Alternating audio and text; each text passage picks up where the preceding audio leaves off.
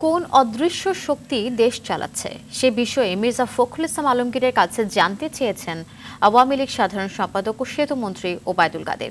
ধানমন্ডিতে দলীয় সভাপতির কার্যালয়ে সংবাদ সম্মেলনে এ প্রশ্ন তোলেন তিনি।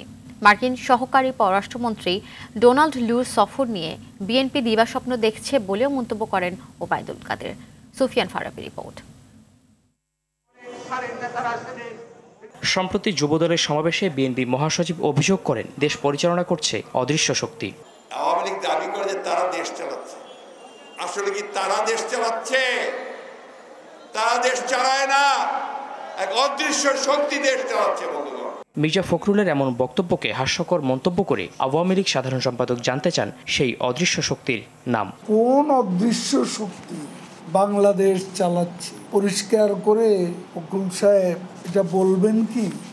ওবায়দুল কাদের জানান, সরকারের সঙ্গে সম্পর্ক গভীর করতে আসছেন মার্কিন সহকারী পররাষ্ট্রমন্ত্রী ডোনাল্ড লু। তারও এখানে আসার বলে একটা বিষয় আছে, সেটা হলো বাংলাদেশের সাথে সম্পর্ক এগিয়ে নেওয়া। গত বছরের এই সময়ের তুলনায় এবছর রপ্তানি আয় ও রেমিটেন্স প্রবাহ বেড়েছে জানিয়ে আওয়ামী লীগ সাধারণ সম্পাদক জানান, প্রধানমন্ত্রী শেখ হাসিনার নেতৃত্বে দেশের অর্থনীতি শক্তিশালী ভিত্তি পেয়েছে।